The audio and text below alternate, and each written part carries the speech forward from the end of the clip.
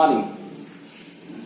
Now today we will discuss next concept, and also it's related with the previous topic which we will conduct. That topic is conductance. तो student, हमने जो पिछली class में जो topic किया था वो था हमारा कंडक्टेंस था, और कंडक्टेंस से रिलेटेड हमने कुछ आपको टर्म्स बताए थे। रेजिस्टेंस, ठीक है, रेजिस्टिविटी, कंडक्टेंस, चौथा है हमारा मोलर कंडक्टिविटी, इक्विवेलेंट कंडक्टिविटी, ठीक है, और एक और रह गया हमारा सेल कांस्टेंट, और एक है हमारा कंडक्टेंस। ये हमने कल प्रीवियस क्लासेस में किए थे। रेजिस्टेंस आर, रेजिस्टेंस रो, और ये हमारी कंडक्टिविटी है जिसको हम रिप्रेजेंट करते हैं कापा से, और दूसरी है मेरी मोलर कंडक्टिविटी, ठीक है, इसको सी से रिप्रेजेंट किया हुआ है। ये इक्विवेलेंट कंडक्टिविटी सेल कांस्टेंट है जी स्टार, और कंडक्टेंस है हमारा जी। और इन सब का मिला के मैंने एक फॉर्मूला आपको बताया था कि आप इसको सिर्फ ये याद कर लो कि equal to G into G star. इसी से सारा ओपन हो जाएगा। के क्या होता है 1 बाय रो, जी क्या होता है 1 बाय आर, और जी स्टार क्या होता है L बाय ए। अगर आप क्वेश्चन में किसी तरह से भी कहते हैं जो आप तो इसके अकॉर्डिंग बताओ। इसके बाद मैंने मोलर कंडक्टिविटी बताई थी। फॉर्मूला क्या था, के इंटू में 1000 अपॉन में क्या, अगर मोलर कंडक्टिविटी की बात कर रहे हैं तो मोलैरिटी, अगर इक्विवेलेंट कंडक्टिविटी की बात करोगे तो क्या था हमारा के इंटू में 1000 बाय में नॉर्मेलिटी। ये हमने कल डिस्कस किया था, ठीक है। और इसी से रिलेटेड आपको फॉर्मूले पता होना चाहिए कि स्पेसिफिक कंडक्टिविटी, ठीक है। तो आज हम जो कंडक्टेंस किया था जो हमने कल, तो उसको कौन कौन से फैक्टर अफेक्ट करेंगे, थोड़ा सा उसको डिटेल में करते हैं थोड़ा सा, ठीक है। थोड़ा सा टॉपिक है वो, और हो भी जाएगा जल्दी। तो फैक्टर अफेक्टिंग की हम बात करते हैं। अगर हम बात करें, सबसे पहला जो है हमारा फैक्टर अफेक्टिंग में नेचर ऑफ इलेक्ट्रोलाइट। पहला मेरा क्या है, नेचर ऑफ इलेक्ट्रोलाइट। कल भी बताया था मैंने, थोड़ा सा आज इसको थोड़ा सा दोबारा रिवाइज कर रहा हूं, ये कह दो, या फिर आप थोड़ा सा डिटेल में बता रहा हूं। नेचर ऑफ इलेक्ट्रोलाइट में क्या है, आपके दो इलेक्ट्रोलाइट होते हैं, स्ट्रॉन्ग इलेक्ट्रोलाइट, और दूसरा कौन सा होता है बताओ, वीक इलेक्ट्रोलाइट। अब आपको ये पता होगा स्ट्रॉन्ग इलेक्ट्रोलाइट क्या होता है, जिसका डिग्री ऑफ डिसोसिएशन क्या हो, हाई, और वीक इलेक्ट्रोलाइट क्या होता है, जिसका डिग्री ऑफ डिसोसिएशन क्या हो, वीक। डिग्री ऑफ डिसोसिएशन का मतलब क्या है, जो जल्दी आयनाइज हो जाए, ठीक है। तो ये स्ट्रॉन्ग इलेक्ट्रोलाइट क्या हो, जल्दी आयनाइज हो जाता है, और जो वीक इलेक्ट्रोलाइट होता है वो कम आयनाइज होता है। इसको थोड़ा सा एग्जांपल के लिए हमने क्या किया, 0.1 मोलर NaCl लिया, ठीक है, और इधर हमने क्या लिया 0.1 मोलर एसिटिक एसिड लिया, ठीक है। तो ये आपका वीक इलेक्ट्रोलाइट है, ये आपका क्या है, स्ट्रॉन्ग इलेक्ट्रोलाइट है। दोनों की कंसंट्रेशन अगर हम देखें तो क्या है, सेम है, तो सेम है, बट क्या चीज का, किस चीज का डिफरेंस है कि जो NaCl है इसका जो डिग्री ऑफ डिसोसिएशन देखा गया वो क्या हाई हुआ, और जितना ज्यादा क्या होगा किसी का डिग्री ऑफ डिसोसिएशन क्या होगा, हाई होगा, उसमें उतनी जल्दी क्या होंगे, फॉर्मेशन ऑफ आयन होंगे। जितनी जल्दी फॉर्मेशन ऑफ आयन होंगे वो उतनी जल्दी क्या करेंगे, मूव करेंगे, और जितनी जल्दी वो मूव करेंगे उनकी इलेक्ट्रिक मोलर कंडक्टिविटी या जो इक्विवेलेंट कंडक्टिविटी है वो क्या हो जाएगी, हाई हो जाएगी। क्लियर हुआ।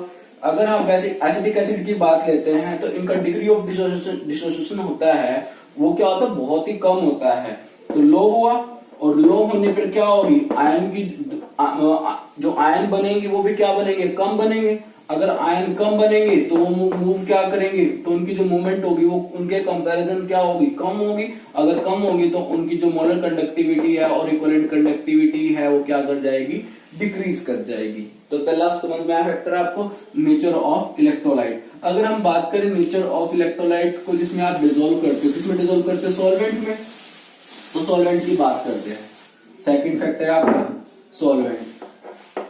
अब आपको पता ही है कि जो सॉल्वेंट होते हैं वो क्या होते हैं आपके, दो टाइप की हम बात करेंगे यहाँ पे, एक पोलर सॉल्वेंट और दूसरा कौन सा है आपका, नॉन पोलर सॉल्वेंट। ठीक है, जो पोलर सॉल्वेंट आपको पता ही होता है, जो मतलब इजी से मतलब डिसोशिएट हो जाए, आयनाइज हो जाए, तो वो होता है पोलर सॉल्वेंट। जैसे H2O आपका पोलर सॉल्वेंट है। ठीक है, तो इस तरह के पोलर सॉल्वेंट है, KCl, ये तो चलो इलेक्ट्रोलाइट हो गया। तो वाटर हमारा क्या एक तरह से polar solvent. Non polar solvent जैसे हमारा बेंजीन, ठीक है, ये हमारे क्या है, नॉन पोलर सॉल्वेंट है। ठीक है, इथेनॉल हमारा पोलर सॉल्वेंट में आ जाएगा, तो ये पोलर सॉल्वेंट है। तो हमने क्या किया, हमने अपना इलेक्ट्रोलाइट लिया, सपोज करो NaCl, जो क्या है, स्ट्रॉन्ग इलेक्ट्रोलाइट है।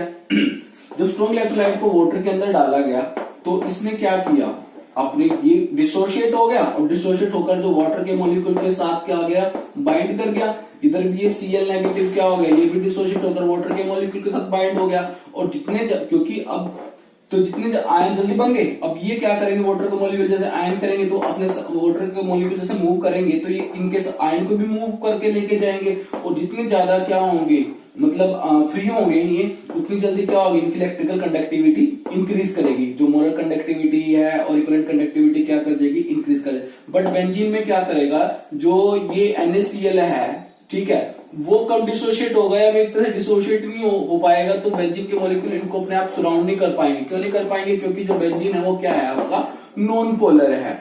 और वाटर आपका क्या था, पोलर था। पोलर होने की वजह से वो क्या करता है, इन आयन को अपनी तरफ सराउंड कर लेता है। और क्लोराइन आयन भी क्या करता है, क्लोराइन की सराउंडेड हो जाते हैं, हाइड्रेशन शीट बना लेता है। तो जिस वजह से क्या होता है, इनकी मूवमेंट फास्ट हो जाती है। मतलब जैसे वाटर के मॉलिक्यूल जैसे, क्योंकि सॉल्वेंट ज्यादा होता है और सॉल्वेंट होने की वजह से वाटर के मॉलिक्यूल इन आयन को कैरी करते हैं, जिसकी वजह से इनकी इलेक्ट्रिकल कंडक्टिविटी और molar conductivity you can say that वो क्या कर जाएगी, इंक्रीज कर जाएगी। बट बेंजीन क्या है, नॉन पोलर सॉल्वेंट की वजह से इनकी मोलर कंडक्टिविटी, कोलेंट कंडक्टिविटी की क्या हो जाएगी, डिक्रीज कर जाएगी। ओके, तो थर्ड फैक्टर है, तो थर्ड है हमारा size of particle. Size of particle. अब साइज ऑफ पार्टिकल से कंडक्टिविटी पे क्या इफेक्ट पड़ेगा। सपोज करो हमने क्या लिया, 0.1 मोलर क्या ले लिया, मैग्नीशियम हाइड्रोक्साइड MgOH ट्वाइस, और दूसरा हमने क्या लिया, 0.1 मोलर कैल्शियम हाइड्रोक्साइड ले लिया। ये बात भी समझ में आ गई। तो दोनों का अगर आप देखोगे तो आयन तो दोनों में सबके अंदर कितने बनेंगे, सेम बनेंगे, Mg2 पॉजिटिव 2OH नेगेटिव, और कैल्शियम 2 पॉजिटिव और 2OH नेगेटिव। तो दोनों के अंदर जो नंबर ऑफ पार्टिकल्स हैं वो तो क्या है, सेम ही है, और कंसंट्रेशन भी क्या है, सेम है। बट डिफरेंस किस चीज का है, एक मैग्नीशियम आयन है और दूसरा क्या है, कैल्शियम आयन है। तो इसका जो पार्टिकल जो साइज है वो क्या है, बिगर है। क्या है, बिगर है। तो बिगर पार्टिकल्स को मूव करने में क्या लगता है, थोड़ा सा टाइम लगता है। ठीक है, जितना ज्यादा बिगर साइज का पार्टिकल होगा उसकी जो मूवमेंट होगी उतनी ही क्या होगी, स्लो होगी। और जितनी मूवमेंट क्या होगी, स्लो होगी, तो उनकी जो मोलर कंडक्टिविटी है और इक्विवेलेंट कंडक्टिविटी है वो क्या हो जाएगी, डिक्रीज हो जाएगी। किसकी वजह से, साइज की वजह से। साइज फैक्टर समझ में आ गया होगा अब आपको। ठीक है, नेक्स्ट फैक्टर हम बात करते हैं। नेक्स्ट फैक्टर हमारा है टेम्परेचर। नेक्स्ट फैक्टर हमारा टेम्परेचर है। तो टेम्परेचर जनरली क्या करता है, अगर सपोज करो आपका स्ट्रॉन्ग इलेक्ट्रोलाइट है, अगर आपका सपोज करो हमने क्या क्या सपोज किया कि आपका क्या है, स्ट्रॉन्ग इलेक्ट्रोलाइट है, तो स्ट्रॉन्ग इलेक्ट्रोलाइट से क्या होगा, आयंस की फॉर्मेशन तो बनेगी या फॉर्मेशन हो रही है। बट क्या होगा, जैसे ही आप क्या करोगे, टेम्परेचर इंक्रीज करोगे। अब टेम्परेचर आपने इंक्रीज कर दिया तो उससे क्या होगा, इन आयंस की जो काइनेटिक एनर्जी है वो क्या कर जाएगी, इंक्रीज कर जाएगी। और जब काइनेटिक एनर्जी इंक्रीज कर जाएगी तो उनकी मूवमेंट क्या होएगी, बताओ, इनकी मूवमेंट क्या हो जाएगी, फास्ट हो जाएगी।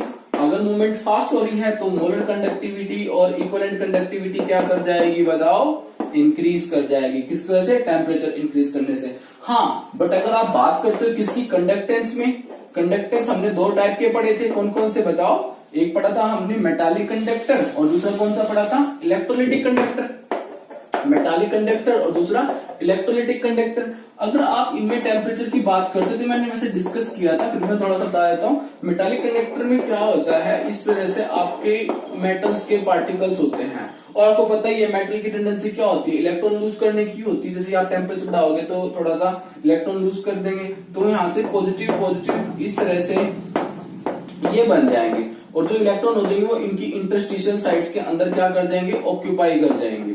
ठीक है, ओके।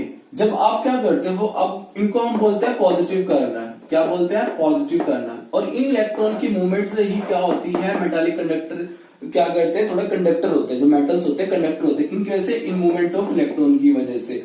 जैसे ही आप क्या करते हो, टेम्परेचर बढ़ाते हो, तो ये पॉजिटिव कर्नल क्या करने लग जाते हैं, वाइब्रेट करने लग जाते हैं। क्या करने लग जाते हैं, वाइब्रेट करने लग जाते हैं। तो वाइब्रेट करने से क्या होगा, तो ये एक ऑब्स्टेकल क्रिएट कर देंगे, किसकी वजह से, जिससे क्या होगा, इलेक्ट्रॉन का फ्लो क्या हो जाएगा, कम हो जाएगा। तो मेटालिक कंडक्टिविटी क्या कर रही है, ऑन इंक्रीजिंग इन टेम्परेचर क्या कर जाएगी, डिक्रीज कर जाएगी, जो मेटालिक की है। अगर इलेक्ट्रोलाइटिक कंडक्टिविटी की बात करें, वो तो सिंपल सी बात है, आपको भी बताया है हमने स्ट्रॉन्ग इलेक्ट्रोलाइट के बारे में, तो उनकी आयंस की वजह से हो जाती है।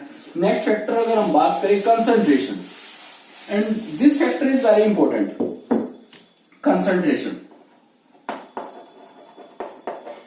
कंसंट्रेशन क्या है मेनली, अगर आपके पास क्या है, सपोज करो स्ट्रॉन्ग इलेक्ट्रोलाइट की बात करते, चलो कोई भी है फिलहाल, तो स्ट्रॉन्ग इलेक्ट्रोलाइट की बात करते हैं। तो स्ट्रॉन्ग, सपोज करो आपके पास एक पर्टिकुलर सॉल्वेंट है, यस, ठीक है। अब आप इस टाइम इसमें आयंस मूव कर रहे हैं, नो डाउट, और इस टाइम कंडक्टिविटी भी ठीक ठाक है, जो कंडक्टिविटी है मतलब आ रही है, कुछ ना कुछ आ रही है। अब आपने क्या किया, कंसंट्रेशन को इंक्रीज किया। कंसंट्रेशन इंक्रीज करने का मतलब क्या है, आपने number of particle of solute, number of particle of solute वो बढ़ाना, उनको इंक्रीज करना।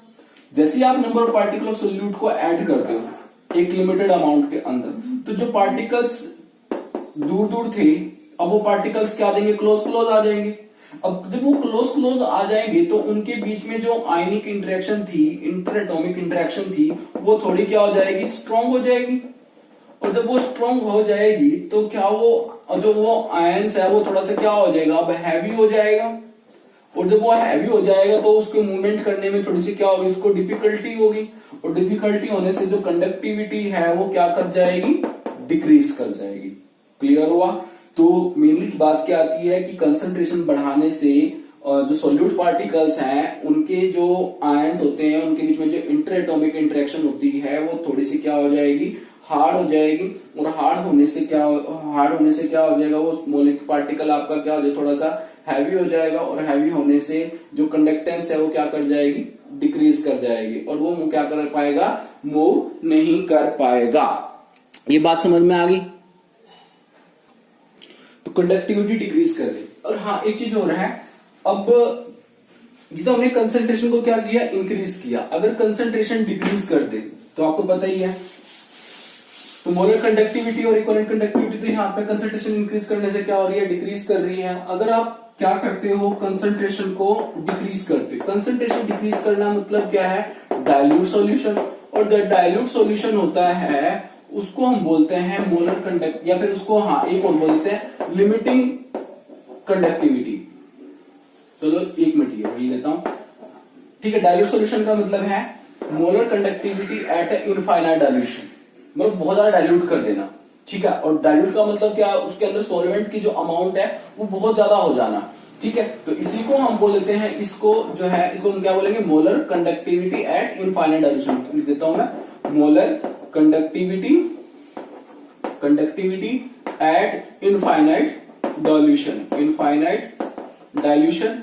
और इसका एक और वर्ड है, क्या है, इसको दूसरा हम बोल देते हैं, क्या बोलते हैं इसको, yes, limiting molar conductivity, limiting molar conductivity बोल देते हैं इसको। ये समझ में आ गई, यस। तो अब थोड़ा सा ना इसको थोड़ा सा एक्सप्लेन करने के लिए हम एक ग्राफ स्टडी करते हैं, उससे आपको थोड़ा सा पता चलेगा। कंसंट्रेशन ही पढ़ रहे हैं, for molar conductivity and equivalent conductivity generally. चलो देखते हैं। तो हमने क्या किया, यहाँ पर एक ग्राफ प्लॉट किया, √C है, ये है यहाँ पे कंसंट्रेशन, और यहाँ पे है आपकी मोलर कंडक्टिविटी है। तो जब हमने क्या किया, अब हमारे दो इलेक्ट्रोलाइट तो दो हैं, एक स्ट्रॉन्ग इलेक्ट्रोलाइट है और एक हमारा कौन सा है, वीक इलेक्ट्रोलाइट है। तो इनको एक्सप्लेन करने के लिए ना इसको हमने एक इक्वेशन पढ़ेंगे डी बाय हक्कल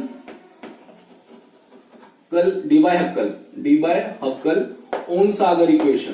क्या है, D bye Huckel Onsager equation. और साथ जब मैं बोलता हूं थोड़ा सा रिपीट भी कर लिया करो। Debye Huckel Onsager equation क्या है, ये मोलर कंडक्टिविटी कैसे निकाल रहे हैं, molar conductivity at infinite dilution minus B root C. B जो है यहाँ पे क्या है, कांस्टेंट है। बी क्या है यहाँ पे, कांस्टेंट है, जो मेनली क्या बताता है, आयनिक इंटरेक्शन के बारे में।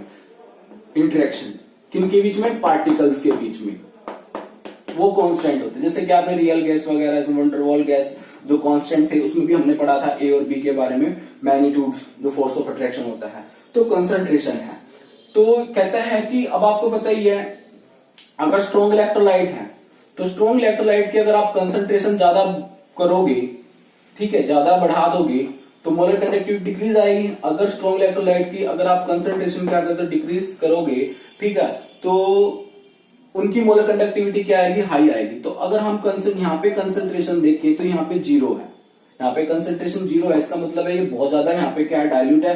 तो जैसे जैसे आप बढ़ाओगे तो कंसंट्रेशन क्या करेगी, इंक्रीज करेगी। तो अगर हम स्ट्रॉन्ग इलेक्ट्रोलाइट के लिए लेते हैं तो फॉर ए डाइल्यूशन के लिए, तो सपोज करो मोलर कंडक्ट इतना डाइल्यूट कर दिया हमने, इतना हमने थोड़ा सा और डाइल्यूट कर दिया, तो डाइल्यूट करने पर ये स्ट्रॉन्ग इलेक्ट्रोलाइट की कंसंट्रेशन का ग्राफ कुछ इस तरह से आएगा, ठीक है। यानी धीरे धीरे क्या कर रही है, डिक्रीज कर रही है। कब, जब आप कंसंट्रेशन को क्या कर रहे हो, बढ़ा रहे हो, ठीक है। बट जब आप वीक इलेक्ट्रोलाइट के लिए लेते हो तो उसका ग्राफ कुछ इस तरह से आता है।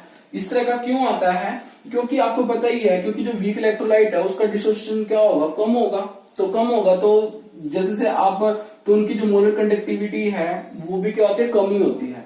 तो बट इस चीज में क्या है, हाँ, जो D bye Huckel Onsager equation है, कहते हैं कि अगर आप थोड़ा सा और डाइल्यूट कर लोगे ना, तो तब भी हम स्ट्रॉन्ग इलेक्ट्रोलाइट की जो कंडक्टिविटी है एट दिस पॉइंट पे हम क्या कर सकते हैं, फाइंड आउट कर सकते हैं। फॉर किसके लिए, स्ट्रॉन्ग इलेक्ट्रोलाइट के लिए। तो ये स्ट्रॉन्ग इलेक्ट्रोलाइट के लिए ही ओन सागर इक्वेशन ने क्या किया, इसको तो एक्सप्लेन कर दिया। बट जो वीक इलेक्ट्रोलाइट की है, तो जब उसने क्या किया, इसको डाइल्यूट करना सोचा, तो उन्होंने देखा कि molar conductivity at infinite dilution it can not find out, वो ऊपर की ओर चलती गई।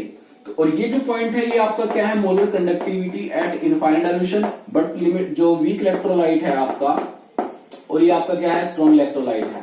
तो स्ट्रॉन्ग इलेक्ट्रोलाइट की हम मोलर कंडक्टिविटी जो है एट इनफाइनाइट डाइल्यूशन क्या कर सकते हैं, फाइंड आउट कर सकते हैं with the help of Onsager equation. But we can not find out the molar conductivity at infinite dilution for weak electrolyte, we can not find out. क्यों, क्योंकि ये बिल्कुल एक पैरेलल चला जाता है, ठीक है। और दूसरी बात देखो, अगर आप कंसंट्रेशन बढ़ाओगे, कंसंट्रेशन ज्यादा बढ़ाओगे तो ऑब्वियसली बात है, ये क्या आएगा आपका, कम ही आएगा। तो इस तरह से हमने क्या किया, इसको एक्सप्लेन किया। तो ओवरऑल कंक्लूजन क्या आया, molar conductivity and equivalent conductivity for strong electrolyte, when we dilute the solution, the molar conductivity and equivalent conductivity क्या करेगी, इंक्रीज करेगी। ये तो समझ में आ गया होगा, नहीं आया तो दोबारा से वीडियो को रिमाइंड करके आप देख लेना कि मैंने क्या बताया है। तो इसे मैं बता रहा हूं आपको, जनरल आपको ध्यान रखना है कि molar conductivity and equivalent conductivity at infinite dilution, you can say that concentration को अगर आप क्या कर दो, डिक्रीज कर दो, तो उनकी जो इक्वल मोलर कंडक्टिविटी है और इक्विवेलेंट कंडक्टिविटी है वो क्या करेगी, इंक्रीज कर जाएगी। कब, at a infinite dilution. But for a weak electrolyte, जैसे सपोज करो CH3COH एट इनफाइनाइट डाइल्यूशन, इनकी हम मोलर कंडक्टिविटी को फाइंड आउट नहीं कर पा रहे थे, किसकी हेल्प से, ओन सागर इक्वेशन की वजह से, ठीक है। तो इसको, तो फिर हम इन वीक इलेक्ट्रोलाइट की molar conductivity at infinite dilution है, वो एक्सपेरिमेंटली तो फाइंड आउट नहीं कर पाएंगे हम, तो बट उसको हम क्या कर सकते हैं, थ्योरेटिकल फाइंड आउट कर पाएंगे। और थ्योरेटिकल जो फाइंड आउट करेंगे हम, वो किसकी हेल्प से करेंगे, एक लॉ पढ़ेंगे हम आगे, कोलार्स लॉ। कौन सा पढ़ेंगे, कोलार्स लॉ।